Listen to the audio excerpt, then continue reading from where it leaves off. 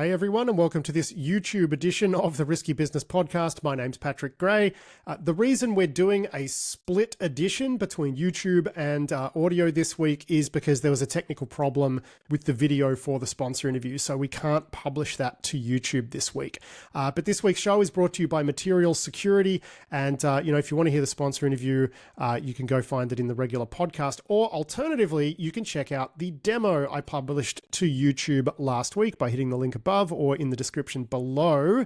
And that's a full platform walkthrough with Abhishek Agrawal, who's one of the founders of Material. So that'll give you a really good idea about what they do, which is to help you secure M365 and workspace data at rest. So if one of your user accounts gets compromised, it's not the end of the world. They also help you lock down things like overshared information, both internally and externally. It's very good stuff. But in this YouTube edition, we're just going to get into the news with Adam Boileau, who joins me now. And Adam, it's good to be back on deck and feeling a little bit better. I had a pretty rough week. I'm still not 100%, but I just wanted to say thanks to everyone who sent me well wishes. Yeah, no, you certainly were having a rough time, and it's nice to see you starting to bounce back. Starting baby steps, right? But look, we're going to actually start this week's news section with a correction, which is last week we spoke about how Apple was in the CA browser forum asking for certificate life to be dropped down as low as 10 days. It turns out we actually got that wrong. It's 45 days, which is still a very short time, but that's a detail we got wrong. And it's because when Catalan prepared the report, and I'm not blaming him for this, by the way, we always, we all make mistakes. He was looking at the wrong table when he came up with the 10-day figure. That 10 days is for, I think, validation data reuse. And we just, got that mixed up and we didn't check it. So that's why we got that wrong. I don't think it really changes anything that we said last week, though. No, I don't think so. I mean, 45 days is still short enough that you really can't do it by hand, and that's the important thing, right? Yeah, and that was the guts of what we said last week. So I just wanted to make that correction before we got into the rest of the show. And of course, the big news this week is that, we've talked about this intrusion into American and other telcos, not just confined to America, but all of the news is centered on America. This Salt Typhoon intrusion where Chinese APTs have got into American telcos and targeted the systems that provision wiretaps. Early on, the reporting seemed to suggest that the actors were interested in finding out who the FBI was wiretapping, for example. It looks like now, they were actually listening in on some calls, including, political staffers and whatnot, members of the Trump campaign, the Harris campaign, and they did actually target some of the candidates' phones, but it's no word on whether or not they actually intercepted any audio there. But this thing has blown up, and it looks like it's the next CSRB investigation as well. Yeah, because when we were talking about this in the previous episode, it was kind of couched like it looked like counterintelligence, like that they were trying to figure out who was being wiretapped. And in some respects, that felt like, that's just kind of normal spying, and not, it's a bit sneaky getting in there and checking for yourself, but I mean, kind of probably within the bounds of the great game. But actually provisioning your own wiretaps of political staffers, like that definitely is a little more, rude. We don't 100% know if they provisioned them as wiretaps or if they just used the widespread, I think someone described it as exquisite access that they had to do it some other way. But I think the good news is here, we should find out a lot more given that the Cyber Safety Review Board is going to look into this. Although I do worry that they're going to get hampered a little bit by classification and whatnot, and there's probably some details they won't be able to talk about, in their final report. But their reports so far have been good, so fingers crossed. Yeah, no, I was certainly heartened to see that the CSRB was going to look at this because, I have so many questions because, having done some of this stuff myself, like I'm professionally nosy about what they did and how they did it and how they, kind of provisioned their access and so on and so forth.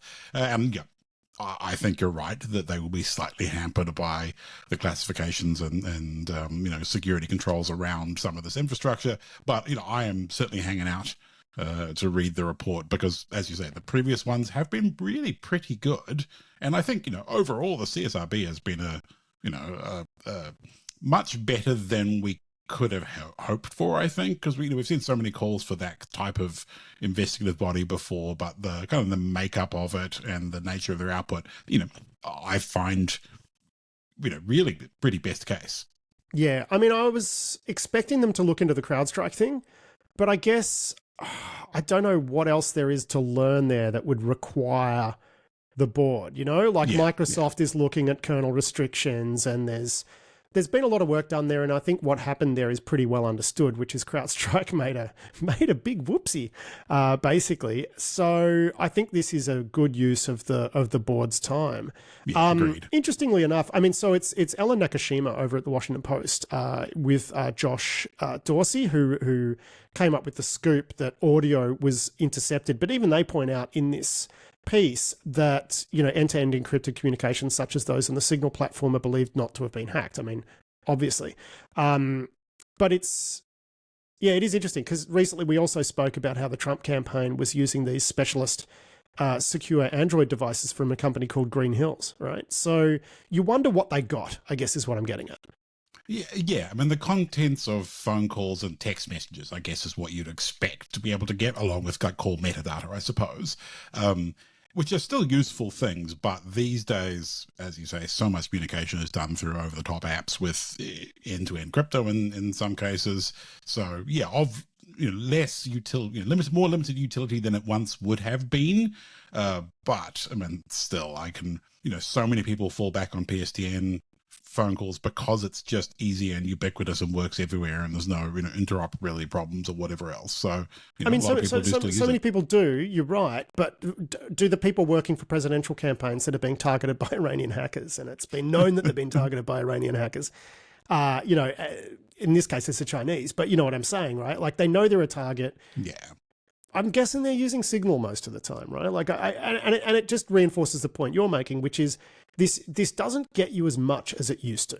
Yes, exactly. And, I'm sure they are probably using something like Signal for anything juicy, but, sometimes in the, for the sake of expediency, sometimes a phone call is just what people do without necessarily stopping to think, about exactly what they're saying and where they're saying it. But as you say, if you are working for the Trump campaign, by this time, probably you should have pretty good instincts about what to say and what not to say and over what medium.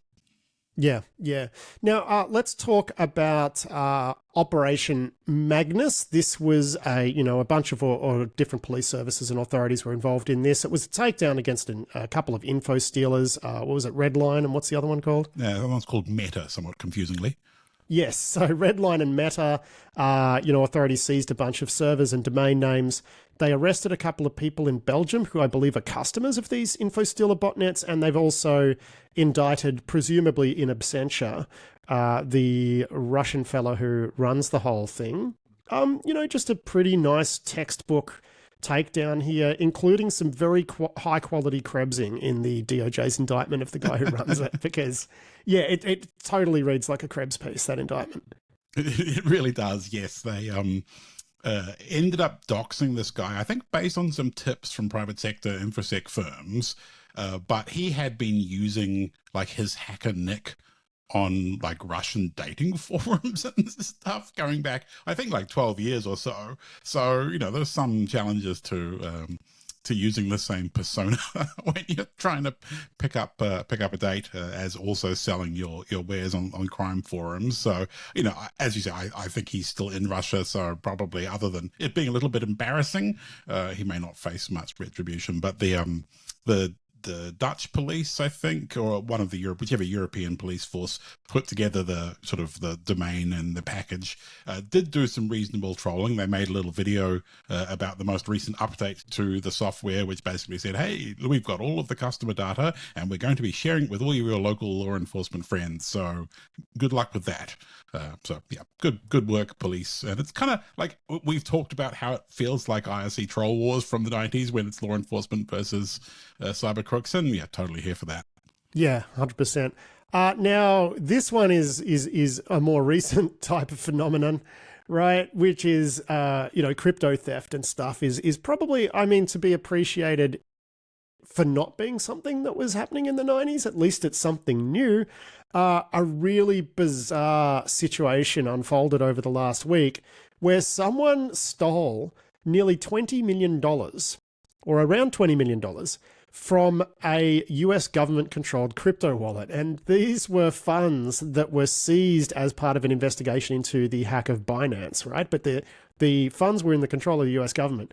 And blockchain investigators, including like ZachXBT, started noticing this money moving around in a way that made it really obvious that someone had stolen it. The reason it's funny is because the attacker has since returned the funds, saying, I mean, I'm guessing they're saying, my bad. So you wonder if they just didn't know that they were stealing funds, you know, probably from like the US Department of Justice or one of its agencies, right? Like, whoops. Yeah, exactly.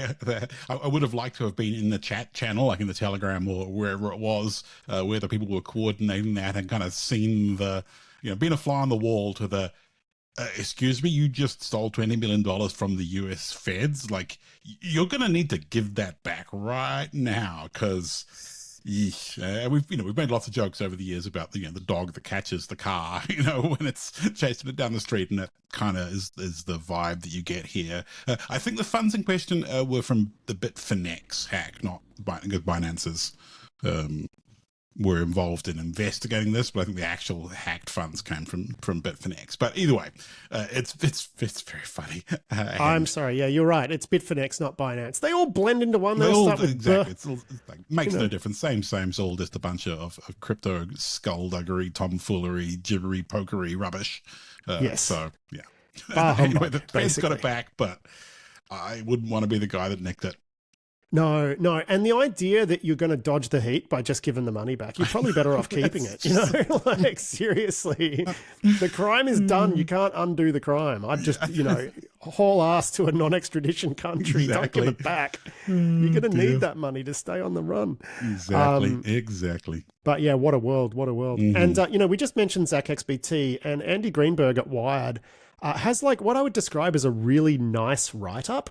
For those who are unfamiliar, ZachXBT is someone who does a lot of blockchain investigations and stuff quite openly, helps people recover money, had been operating mostly under like a donation model. People would donate money. But he recently accepted payment to help someone investigate something, and he's thinking about, turning it into a more professional thing. But you read this whole thing and you get the impression that this is not someone who's really, at least at this point, not really someone who's in it for the money. They're just really into trying to right wrongs, right? Like that sort of motivated by justice kind of thing. It's a heartwarming read, I gotta say. It is, and it's nice when you see these kind of slice of life write-ups of what it's like being someone like that, and just spending all day every day in front of your blockchain, slaving over a hot blockchain, trying to figure out what's going on. And yeah, you do get the impression that it's just a guy that wants to right wrongs in the world, and there's not many people that do that. So good for him. And yeah, definitely if you follow, blockchain drama, definitely worth reading this particular write-up, because yeah, it's good insight. Yeah, now we're going to switch to a report from the Jerusalem Post, which has got to be the most vague write-up of a thing I've ever seen, where it said that it says the headline is radar systems in Iran breached prior to Israel's Saturday counterstrike report. So they write that radar screens in Iran froze. And this helped Israel to perform a bunch of airstrikes targeting, I think, mostly air defense sites in Iran. But there are no details on like how, why, what, like there's just zero details in here. We don't know if it was some sort of EW-based attack, if it was cyber-enabled, if it actually attacked the equipment itself on the ground, like the S300s or whatever, or whether it attacked some sort of, centralized facility that maybe did have network connectivity. Like just unbelievably light on detail here, but I just thought I'd flag it because if it's true, it's pretty interesting. I know when I think Catalan pasted this into our Slack, and we had a good conversation about what it could be and all those sorts of things. But yeah, we just know nothing, and I would very much like to know more. Yeah, exactly. So we'll move on from that one, but we flagged it, and we'll see if more details come out later. Delta and CrowdStrike are still screeching at each other in the wake of, when was that? I think it was back in July, wasn't it? The CrowdStrike apocalypse. But we saw Delta saying they were going to sue CrowdStrike. They have now launched a lawsuit for $500 million, and I think CrowdStrike's countersuing them for saying nasty things about him, and it's gone exactly where we expected it to go, and I've got no idea how this is going to play out. I think CrowdStrike's going to dig its heels in here. I mean, their argument is that, well, all your competitors got back online quicker than you. You're just not very good at IT. And, Delta's argument is, well, no, you just vaped all of our systems. So we'll let the lawyers argue about it. That's my opinion on this one.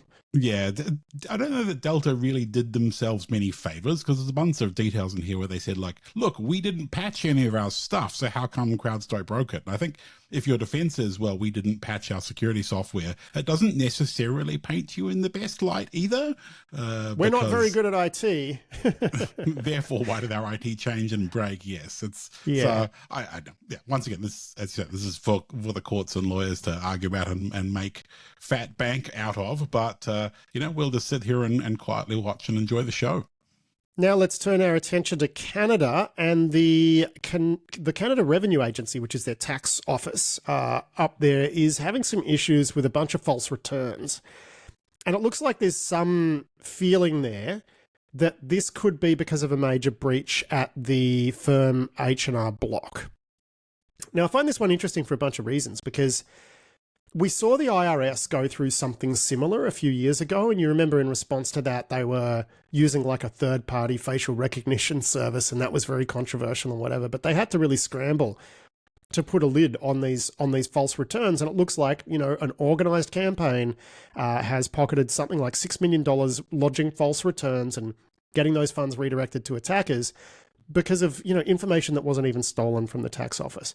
These sorts of campaigns, these sorts of crimes are a real problem for tax offices around the world. And I think, any tax office that isn't dealing with this right now is going to at some point in the future. And that's why I wanted to talk about this one. Yeah, and I think that's a really interesting point to this, because the hard part of computer crime is figuring out ways to monetize access to data. But once you've got a model that works, then everywhere you can reuse that model is another opportunity for you. And so, this model of, in this case, like they stole electronic filing credentials from H&R Block is the accusation. H&R Block has said that it wasn't them. Of course, we should say that.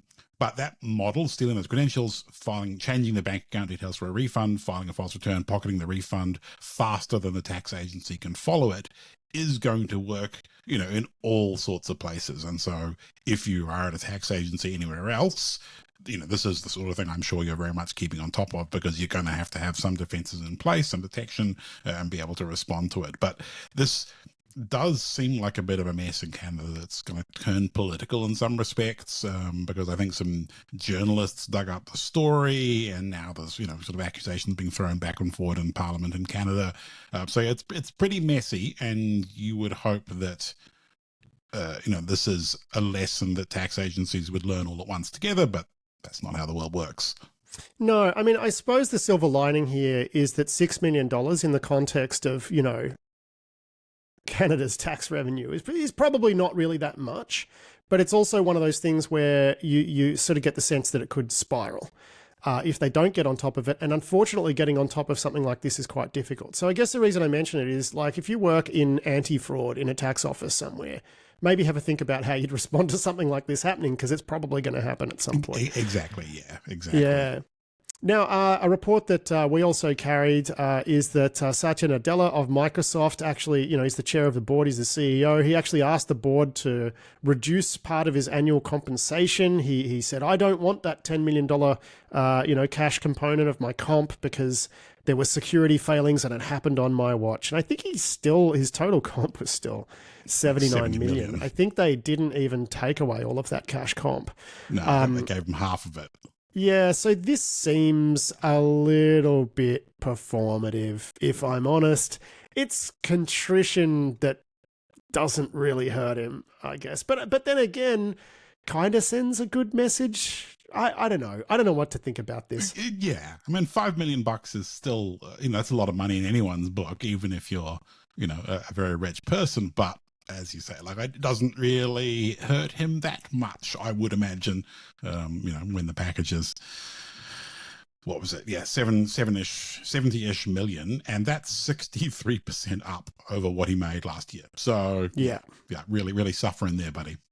Well, but I mean, again, the reason I don't know what to think about this is it is really hard to argue that he's not doing a good job as CEO when you when you look at the business, right? But then, yeah, anyway, it hurts my brain. It hurts. Now, here's a bit of an odd one. 4 members of the Reval ransomware gang have been sentenced to 4 years plus in prison in Russia. John Grieg has this one for the record. We also covered it in Risky Business News. I mean, you don't really expect to see that, do you?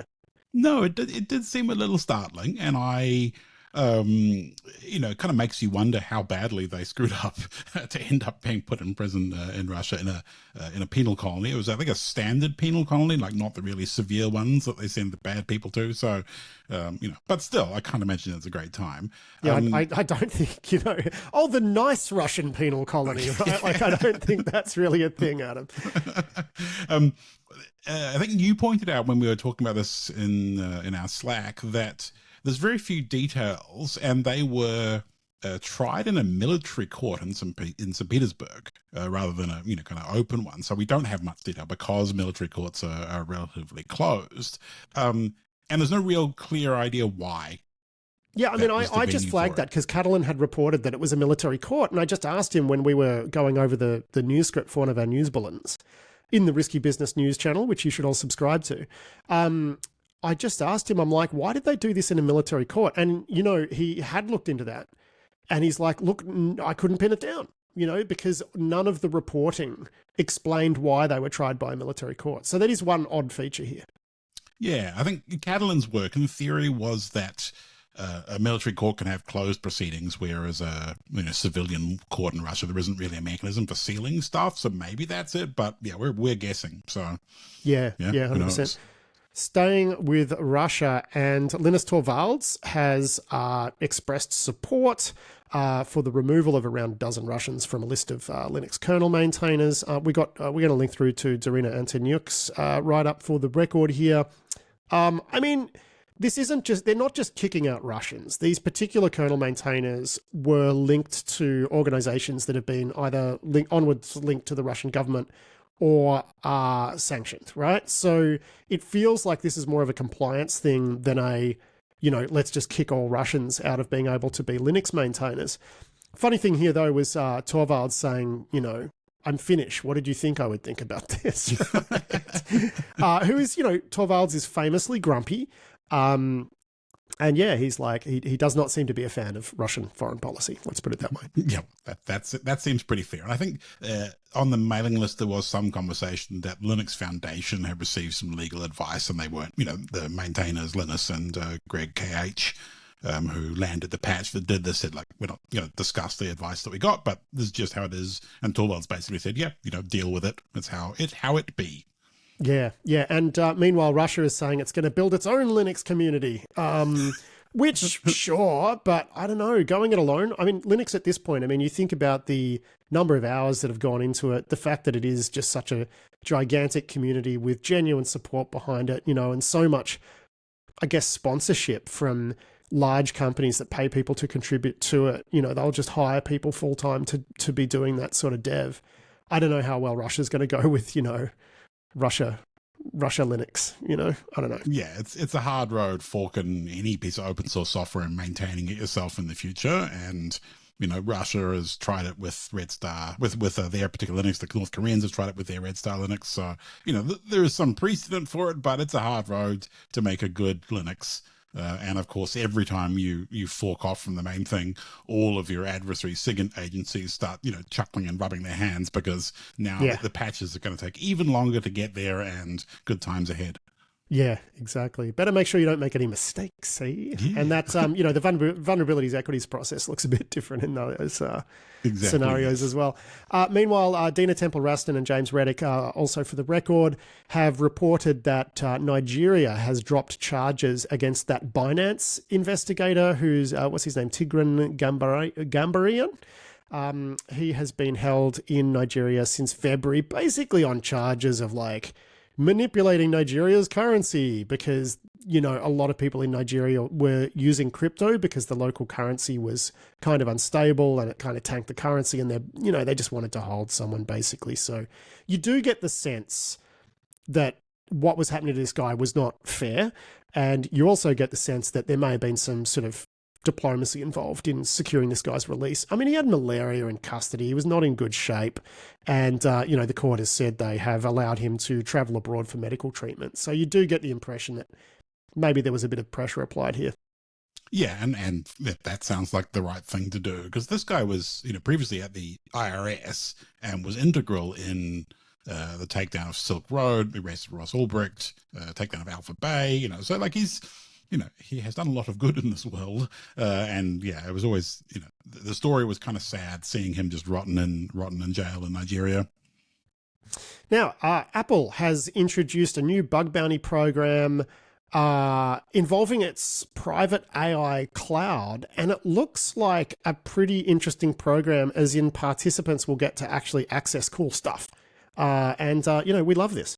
Yeah, I think this is a great move. I mean, Apple has been learning the lessons of where it needs to be open and have public scrutiny in order to kind of back up some of its claims over the years. And I think this private cloud compute is a pretty major shift for them. And you can see sort of the roots in some of the security programs for iPhone and bug bounty programs, researcher phones, those kinds of things. Like all of the hard work that people inside Apple did to build those up, prove that it's viable. And now we've really seen it writ large with the plan for private cloud compute. So they've released a bunch of the software components, a virtual environment where you can run up the server side of their private cloud compute system. It'll use your local GPU on your Mac to do, the AI parts of it. So you can kind of exercise the whole system. And then the bug bounty has a bunch of, things that will pay out, I think up to $1 million for code exec, but there's a bunch of other aspects as well. And even things like they've included their thing that sends logs off the Splunk, so that you can verify what it's logging, how it's logging it. And then they've got a bunch of transparency things, so you can kind of, in the future, see that the code that they're running in production matches what's been seen publicly. So really very well thought out. And, I'm looking forward to seeing what researchers dig up and find. Do we know if this is like open to everyone, or is this one of those ones where you have to kind of apply? I'm not 100% sure. I think some of the things I read suggested it is a bit more open than the like researcher only phones that, really were very difficult to get hold of. So I think it is more open than that, but yeah, proof will be in the pudding. All right, well, we've dropped all the links into this week's show notes on that one. Now let's do the usual section where we talk about how people are getting owned via their like security software and security appliances. This is like an evergreen. The regular feature, yes. Yeah, an evergreen section. So sonic wall firewalls appear to be the common link in a ransomware campaign that's hit something like 30 different targets. Matt Capco has the report for Cybersecurity Dive. Yeah, we don't know the specifics of the bug. I think it was one that they patched. It was like an access control bug that got patched back, I think in, August or something? Earlier this year at some point. Anyway, it's being picked up and is being used in a campaign targeting the SSL VPN access and then onwards to ransomware. I think in some cases we've seen ransomware within hours to, not even a day or two between initial point of entry and onwards to ransomware. So yeah, if you have one of those, you're probably already having a bad time. Yeah. Just a reminder, you can use Knock Knock to restrict access to these sorts of things, right? If you don't want to get owned all the time. Good choice. But I'm guessing the average company that's using Sonic Wall probably skews a bit smaller. I mean, I'm not saying that Knock Knock doesn't work for smaller companies. I guess I'm saying that they're going to be the people who are least likely to understand that they would need to do something here, right? There's more Fortinet drum. I mean, it all blends into one. It's like every week we're talking about Fortinet bugs being used to own people. Like, I don't even know if these are the bugs from last week or the week before, but another report from Matt Capco here at Cybersecurity Dive talking about, this is the FortiManager stuff. This is the stuff we talked about last week. Right, okay. Yeah, it's the same bug, but I think it looks like someone hit a bunch of managed service providers, went downstream to customers and did it at a slightly larger scale. But either way, it's just, every week, FortiFail. And, at this point, I've got a Fortinet on the edge of your network. You either need to not have a Fortinet or you need to lock it up behind knock knock. And there's been some stuff going on with Cisco gear, which has been poorly communicated, Yes. in my view, because we were trying to report the other day on they released a new feature which is designed to make brute forcing impractical against various devices, which, okay, cool. But then in the same breath, they're saying, oh yeah, because there was a 0-day being used as part of a brute force campaign, but they don't actually tell us much about the bug. I mean, do we have any clarity on what they're on about? No, the Cisco advisory is pretty unclear. There's like a bug that they refer to, which is like CVSS 5.8, and they claim that they have fixed it, and it's related to brute force. It's denial of service through authentication, and then it's also listed on CIS's Kev list, and then so it's a little bit unclear. That my best guess is that this is a mechanism to allow you to bypass rate limiting or lockouts whilst brute forcing credentials. Cisco says that the bug exhausts resources, cause denial of service on a reload. So it may well be that you can try a bunch of creds, lock out an account, reload the VPN service, try a bunch more. That's what it feels like, but no one actually says that. And again, we're guessing. We shouldn't be guessing about this, right? We should not. It's the year 2024. And if that's we should the have case, good quality information. If the case is that there was rate limiting and there are already protections there, then why are they releasing new features to address that? Like, that's the other part that's not clear here. Yeah, it is unclear. I mean, I guess all we really know is that people are getting brute forced via their VPNs, and Cisco is doing something, and it's bad enough that it made it to the Kev list, which is not reassuring or particularly helpful for the people who are, who have that equipment on their network. Yeah, man. What chaos, right? Just chaos everywhere with VPNs. VPNs were a mistake. I mean, mistake. Computers were a mistake. Now we're going to turn our attention, Adam, to the all of the wonderful stuff happening in the US election. There are influence campaigns trying to swing the election. They're coming from every single corner of the world. We got a great write-up here from Chris Bing and AJ Vicens, who is now over at Reuters. We congratulated him when he got the gig recently. So it's great to see those two bylines together. They're looking at how a Chinese influence operation is targeting down ballot races in the US, which is interesting because we've seen these big sort of disinformation campaigns and influence campaigns trying to swing things, towards Trump or away from Trump or whatever. But when they're actually targeting specific down ballot races, that suggests a level of sort of planning that's quite alarming, I guess. Yeah, it does. And they're not particularly sophisticated campaigns, but, that's kind of not really the point, right? I mean, this is, sending anti-Semitic messages and parroting accusations of corruption and things like that. But, stuff that can move the needle especially on a platform as messy as X. And yeah, the targeting, I guess, is more interesting than the actual techniques, right? Because it suggests an intent and a focus and a degree of research that, is not casual.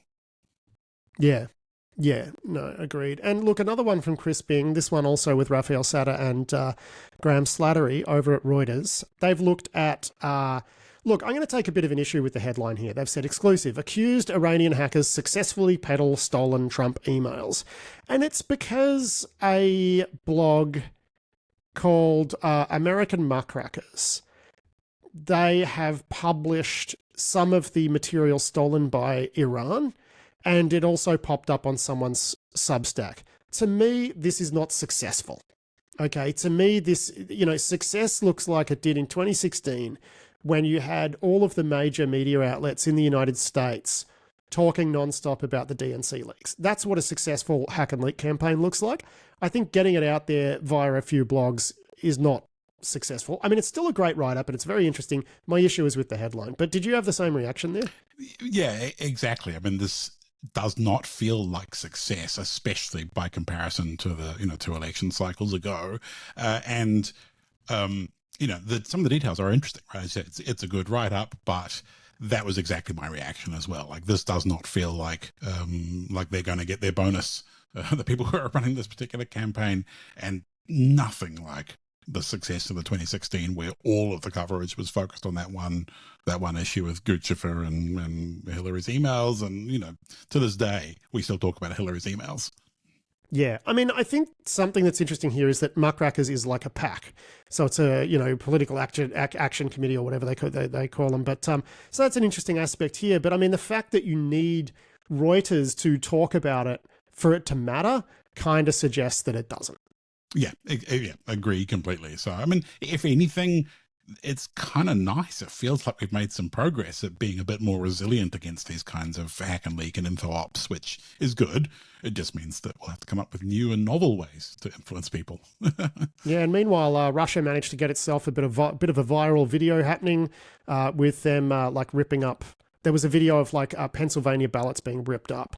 That turned out to be fake and made by Russia. And it was interesting that they were able to get that out quickly and say, no, this is fake. It was made by Russia. I mean, I don't know if some of the targets of this sort of disinfo are going to believe US authorities when they say that it was fabricated, but I guess they got to try, right? Yeah, and of course this was distributed initially on X, as has become the fashion. So that's, yeah. When we look back on this election, like the whole Musk/X mess that this has become is probably going to be one of the defining bits of the disinfo part of this story. But yeah, I mean, it's nice to see them debunk it. I've never thought that Twitter really had any influence on anyone's political destiny, and that's before Musk. Right? So I don't know why people now think that because he's taken it over and he's pumping just nonstop Looney Tunes stuff, that it's actually going to move the needle. I think the people who are buying into that, who are all over X, I mean, they're the people who already believe that stuff. Yeah, you're probably right. That's what I think with that. And, as much as I find him odious and I think, he just tells, he just talks absolute nonsense 24/7 these days. I just don't know how much it's going to impact things, but we're going to know in a week, aren't we? Yeah, well, exactly. We've got some outcomes-based metrics, which, called the election. And I think, look, we're close enough now. It's been, we've got a week remaining. I think we can say that, foreign disinformation, foreign influence operations haven't featured majorly in this thing. There's been some stuff around the edges. We've talked about it, but I think we can say, in no universe was this at all close to being a rerun of 2016. I think we're in a better place. Yeah, I mean, all of the madness has been largely US domestic, and it doesn't feel like it's been, in the same way as it was 2 cycles ago. So I guess that's good, right? Yeah, we'll be recording next week as they are counting the votes, right? Which is it's always an interesting day in Australia. It'll be a Wednesday here, and then you get to stream a bit of cable TV. And it's funny. I read a story recently about Americans in Australia and how they're sort of dismayed that Australians treat this like it's a big reality TV contest. And they're like, "Are you going to have an election party? Like, where are we going to watch it? We'll go to the pub." And they're just like, "Oh my God, no, that's not how we're thinking about this one." But yeah, certainly I will be grabbing some popcorn. Well, Adam, that's actually it for the week's news. Thank you so much for joining me. Great to chat to you, and we'll do it all again next week. Yeah, thanks very much, Pat, and best of luck to all our American friends. That was Adam Boileau there, and as I mentioned at the top of the show, we don't have a sponsor interview available for you in video today, but you can check out the material security demo, which is linked to right here. But yeah, we'll catch you all next week. Cheers.